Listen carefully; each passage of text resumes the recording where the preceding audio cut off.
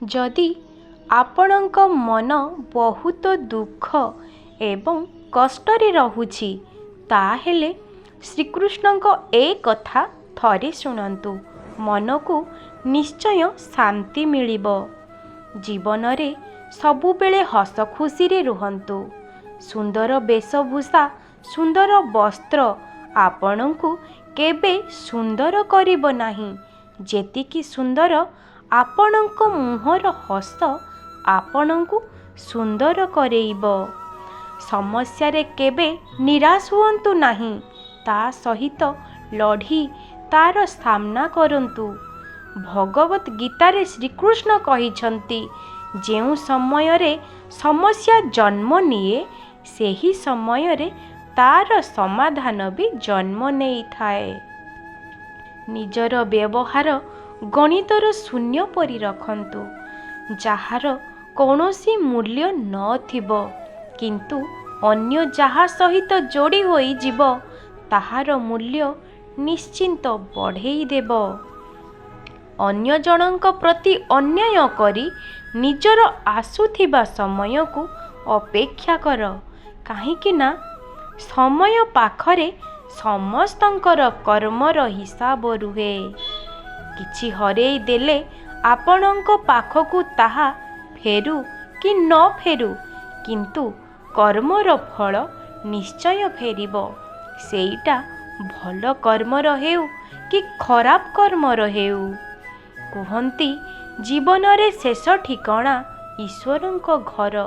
କିଛି ଭଲ କର୍ମ କର, କାହା ଘରକୁ ଏମିତି ଖାଲି ହାତରେ ଯାଆନ୍ତି ନାହିଁ। ପ୍ରାର୍ଥନା ଏବଂ ଧ୍ୟାନ ମଣିଷ ପାଇଁ ବହୁତ ଜରୁରୀ ହୋଇଥାଏ। ପ୍ରାର୍ଥନାରେ ଭଗବାନ ତୁମ କଥା ଶୁଣନ୍ତି, ଆଉ ଧ୍ୟାନରେ ତୁମେ ଭଗବାନଙ୍କ କଥା ଶୁଣିଥାଅ। ଯଦି କିଛି ମାଗିବାର ଅଛି, ନିଜ ଭିତରେ ଥିବା ପରମାତ୍ମାକୁ ମାଗ, ନହେଲେ ବାହାରେ ତ ଭିକାରୀଙ୍କ ବହୁତ ଭିଡ଼ ଲାଗିଛି। ଭଗବାନ କୁହନ୍ତି, ମନୁଷ୍ୟ ଖରାପ କର୍ମ କଲାବେଳେ ଆଗ ପଛ, ବାମ ଡାହାଣ ସବୁ କିଛି ଦେଖେ, ହେଲେ ଉପରକୁ ଦେଖିବା ଭୁଲିଯାଏ। ଲୋକଙ୍କୁ ନିଜ ଠିକ୍ର ପ୍ରମାଣ ଦେବାରେ କେବେ ସମୟ ନଷ୍ଟ କରନ୍ତୁ ନାହିଁ। ଅନ୍ୟମାନେ ସେଇଆ ବୁଝିବେ ଯାହା ସେମାନେ ବୁଝିବାକୁ ଚାହାନ୍ତି। କେବେ ବି ଖରାପ ସମୟରେ ଭାଙ୍ଗିଯିବ ନାହିଁ। ଖରାପ ତୁମର ସମୟ ଅଟେ, ତୁମେ ନୁହେଁ। ଜୀବନରେ ସମସ୍ତେ କାହା ନା କାହା ଉପରେ ଭରସା କରି ବଞ୍ଚିଥାନ୍ତି। ସେଥିପାଇଁ ଯିଏ ତୁମ ଉପରେ ଭରସା କରୁଛି, ତୁମେ କେବେ ବି ତାର ଭରସା ଭାଙ୍ଗ ନାହିଁ। ଗୀତାରେ ସୁନ୍ଦର କଥାଟିଏ ଲେଖାଥିଲା, ପୃଥିବୀ ପୃଷ୍ଠରେ ଭଗବାନ ସବୁ ସ୍ଥାନରେ ସବୁବେଳେ ରହିପାରିବେ ନାହିଁ।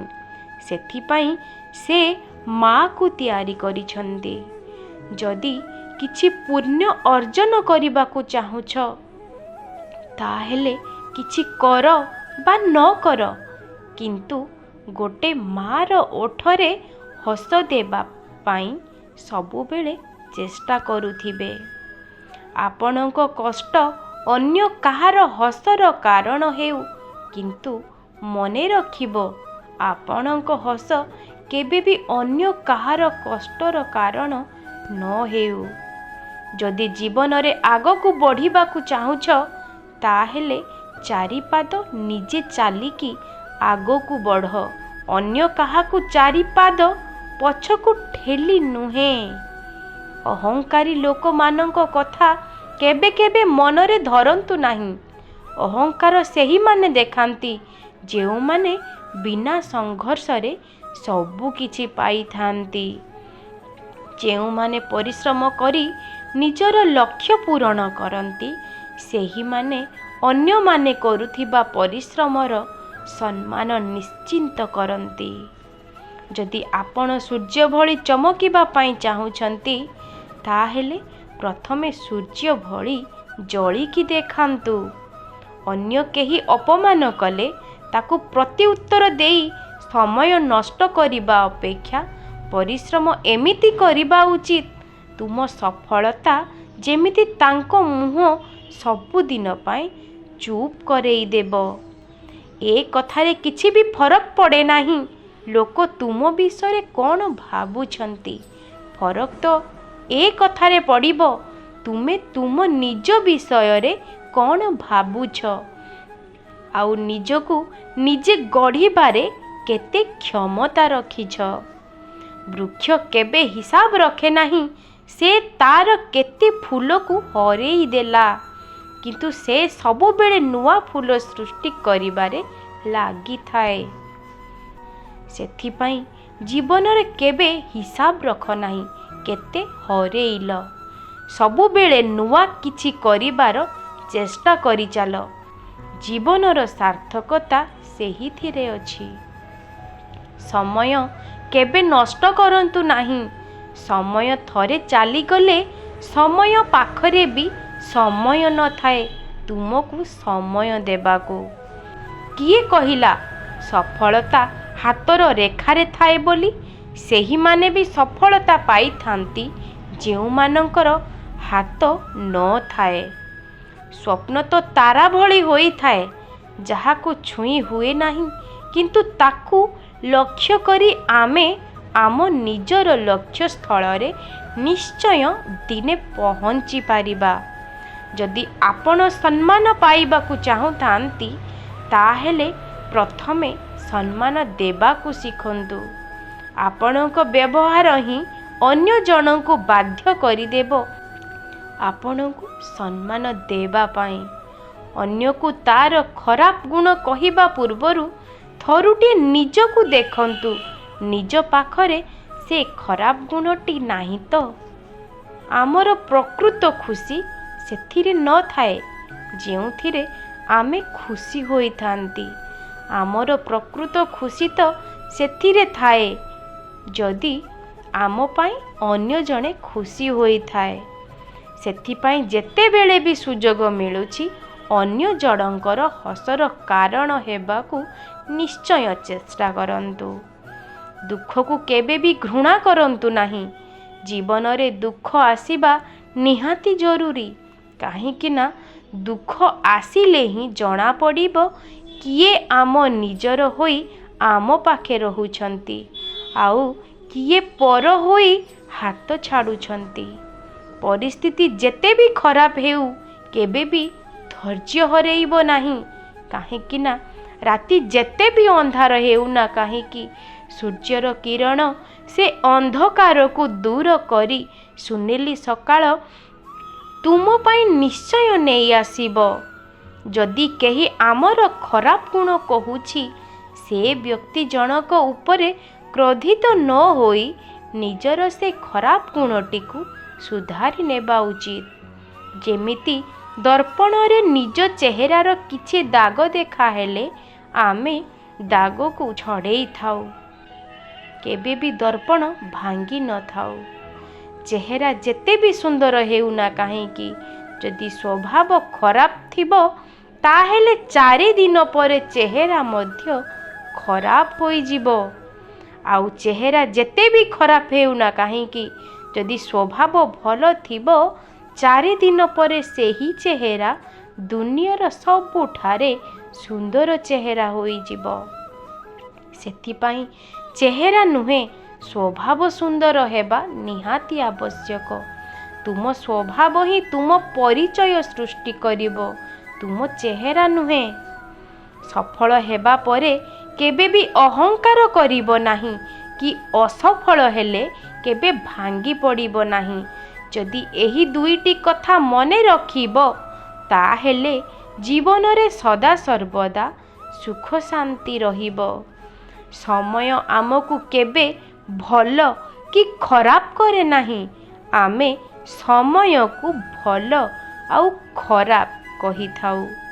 ଖୁସିକୁ ବାହାରେ ଖୋଜିବା ବନ୍ଦ କରିଦିଅନ୍ତୁ, କାହିଁକି ନା ଖୁସି ଆପଣଙ୍କ ପାଖରେ ଅଛି।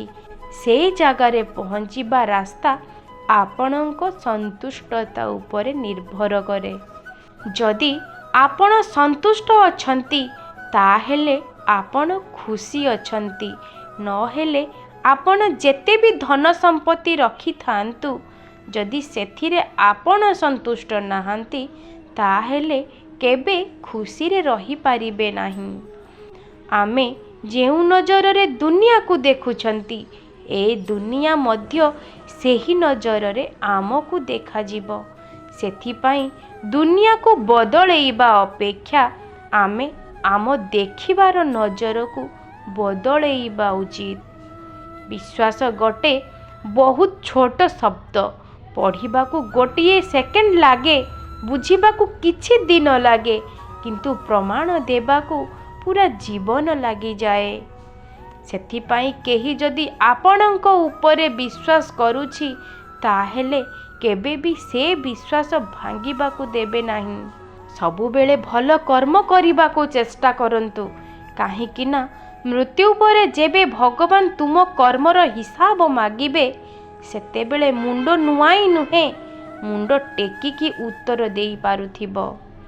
ଜୀବନକୁ ସହଜ ଆଉ ସୁନ୍ଦର କରିବାକୁ ଦୁଇଟି ଉପାୟ ଥାଏ। ରାଗ ସମୟରେ ରହିଯାଆନ୍ତୁ, କିଛି ଭୁଲ କରିଥିଲେ ନଇଁ ଯାଆନ୍ତୁ। ଜୀବନରେ ଶେଷ ରାସ୍ତା କିଛି ବି ନଥାଏ। ସବୁବେଳେ ନୂଆ ରାସ୍ତା ତୁମକୁ ଅପେକ୍ଷା କରିଥାଏ। କେବଳ ସେ ରାସ୍ତାକୁ ଚିହ୍ନିବା ତୁମ ଦାୟିତ୍ୱ। ମଇଦାନରେ ଲଢ଼ିବାକୁ ବହୁତ ଲୋକ ଆସନ୍ତି, କିନ୍ତୁ କିଛି ଅଧାରୁ ଛାଡ଼ି ଯାଆନ୍ତି। ଜିତିବା ମଇଦାନରୁ ଛାଡ଼ିଯିବା ଲୋକଙ୍କୁ ମିଳେ ନାହିଁ, ମଇଦାନରେ ଲଢ଼ିବା ଲୋକଙ୍କୁ ମିଳେ।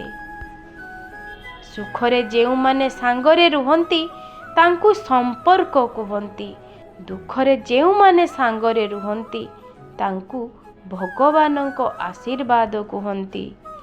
ଯେଉଁ ଜିନିଷ ଯେଉଁ ସମୟରେ ମିଳିବା କଥା, ଯଦି ଆମେ ସେ ସମୟ ପୂର୍ବରୁ ତାକୁ ପାଇବାକୁ ଚେଷ୍ଟା କରିବା, ତାହେଲେ ଦୁଃଖ, କଷ୍ଟ, ଯନ୍ତ୍ରଣା ଛଡ଼ା ଅନ୍ୟ କିଛି ବି ପାଇବା ନାହିଁ। ଅନ୍ୟ କାହାକୁ ଈର୍ଷା କରିବା ଉଚିତ ନୁହେଁ, କାରଣ ଈର୍ଷା ଭାବ ପ୍ରଥମେ ଆମ ମନରେ ଭଲ ଗୁଣକୁ ନଷ୍ଟ କରିଥାଏ। ଯଦି ତୁମେ ଭଲ ଜୀବନ ବଞ୍ଚିବାକୁ ଚାହୁଁଛ, ତାହେଲେ ଏକୁଟିଆ ରହିବା ଶିଖନ୍ତୁ। ଲୋକମାନେ ସାନ୍ତ୍ୱନା ଦିଅନ୍ତି, କିନ୍ତୁ କେବେ ବି ସାଥ ଦିଅନ୍ତି ନାହିଁ। ଦୁଃଖ, କଷ୍ଟ, ଯନ୍ତ୍ରଣା ଆସିବ, ଏହା ସତ୍ୟ, କିନ୍ତୁ ଆମେ ଭାଙ୍ଗି ପଡ଼ିବା କି ଲଢ଼ିବା, ତାହା ଆମ ଉପରେ ନିର୍ଭର କରେ। ଯେମିତି ଗଛରେ ପୁରୁଣା ପତ୍ର ସବୁ ଝଡ଼ିଯାଏ ନୂଆ ପତ୍ର ଆସିବା ପୂର୍ବରୁ, ସେମିତି ଅନେକ ଦୁଃଖ କଷ୍ଟ ଆସିଥାଏ, ଆଉ ଏହି ସୂଚନା ଦେଇଥାଏ ଯେ ଆଗକୁ ଅନେକ ସୁଖ ତୁମର ଅପେକ୍ଷା କରିଛି। ବାରମ୍ବାର ପଡ଼ିବା ଖରାପ ନୁହେଁ, କିନ୍ତୁ ବାରମ୍ବାର ପଡ଼ିକି ଉଠିବାର ଚେଷ୍ଟା ନ କରିବା ସବୁଠାରୁ ଖରାପ ଅଭ୍ୟାସ। ଯଦି ତୁମେ ମଣିଷ ଜନ୍ମ ନେଇଛ, ତାହେଲେ ନିଜ ଭିତରେ ମଣିଷପଣିଆର ଗୁଣ ରଖ। ମଣିଷପଣିଆ ହିଁ ଏମିତି ଏକ ଗୁଣ, ଯାହା ଆମକୁ ପଶୁ ଆଉ ମଣିଷ ଭିତରେ ପାର୍ଥକ୍ୟ ବୁଝେଇଥାଏ। ଯେତେବେଳେ ଆମେ ଅନ୍ୟ କାହାର ଅପମାନ କରୁ, ତା ପୂର୍ବରୁ ପ୍ରଥମେ ଆମେ ଆମର ନିଜ ସମ୍ମାନ ହରେଇଥାଉ। ସେଥିପାଇଁ ଅନ୍ୟମାନଙ୍କୁ ଅପମାନ କରିବା ବନ୍ଦ କରିଦିଅନ୍ତୁ। କିଛି ଜିନିଷକୁ ସମୟ ଉପରେ ଛାଡ଼ିଦେବା ଉଚିତ, ଯଦି ସେ ଜିନିଷ ଆମ କ୍ଷମତା ବାହାରେ ଥାଏ। ନହେଲେ କଷ୍ଟ ଛଡ଼ା ଅନ୍ୟ କିଛି ମିଳିବ ନାହିଁ। ଯଦି କିଛି ବଡ଼ କାମ କରିବାର ଆପଣ ଅସମର୍ଥ ଅଛନ୍ତି, ତାହେଲେ ଛୋଟ କାମରୁ ହିଁ ଆରମ୍ଭ କରନ୍ତୁ। ଯଦି ଆପଣଙ୍କ ପରିଶ୍ରମ ଏବଂ ଚିନ୍ତାଧାରା ସଚ୍ଚୋଟ ଥିବ, ତାହେଲେ ଆପଣଙ୍କୁ ସଫଳତା ନିଶ୍ଚୟ ମିଳିବ। ସମ୍ପର୍କ ସମସ୍ତଙ୍କ ସହିତ ଜିତିକି ଯୋଡ଼ାଯାଏନି। ସମ୍ପର୍କ ଜିତିବା ପାଇଁ ନିଜକୁ ସବୁବେଳେ ନଇଁବାକୁ ପଡ଼େ, ସହିବାକୁ ପଡ଼େ, ଅନ୍ୟମାନଙ୍କୁ ଜିତେଇ ନିଜକୁ ହରେଇବାକୁ ପଡ଼େ। ତେବେ ଯାଇ ତୁମେ ସମ୍ପର୍କକୁ ଜିତିପାରିବ। ଅଧିକ ଭାବନା ଆପଣଙ୍କ କାମକୁ ପ୍ରଭାବିତ କରିପାରେ। କାମ ଯେତେ କଷ୍ଟକର ନଥିବ, ଭାବନାରେ ଆପଣଙ୍କ ଅଧିକ କଷ୍ଟସାଧ୍ୟ ହୋଇଯିବ। ସେଥିପାଇଁ ଆପଣଙ୍କ ସମୟକୁ ଅଯଥା ଭାବନାରେ ନଷ୍ଟ ନ କରି ନିଜ କର୍ମ ଉପରେ ଧ୍ୟାନ ଦିଅନ୍ତୁ। ସଫଳ ନିଶ୍ଚୟ ପାଇବେ। ଆପଣଙ୍କ ଚିନ୍ତାଧାରା ଇତିହାସ ରଚିବାକୁ ନୁହେଁ, ଇତିହାସ ତିଆରି କରିବାକୁ ସକ୍ଷମ ହେବା ଦରକାର। ଯେଉଁ କଥାକୁ ଅନ୍ୟ ଜଣକୁ ନ କହି ମଧ୍ୟ ସେ ତୁମ କଥା ଶୁଣିଦିଏ, ସେଭଳି ମଣିଷ ଭାଗ୍ୟରୁ ନୁହେଁ ପୁଣ୍ୟବଳରୁ ମିଳିଥାଏ। ଆଶା ଆଉ ବିଶ୍ୱାସ କେବେ ଭୁଲ ହୁଏ ନାହିଁ। ଏହା ଆମ ଉପରେ ନିର୍ଭର କରେ ଆମେ କାହା ଉପରେ ବିଶ୍ୱାସ କରିବା ଆଉ କେଉଁଠାରେ ଆଶା ରଖିବା। ପ୍ରତ୍ୟେକ ବ୍ୟକ୍ତି ନିଜ ଯୋଗ୍ୟତା ଅନୁସାରେ ଚମକିଥାଏ, ନିଜ ଇଚ୍ଛା ଅନୁସାରେ ନୁହେଁ।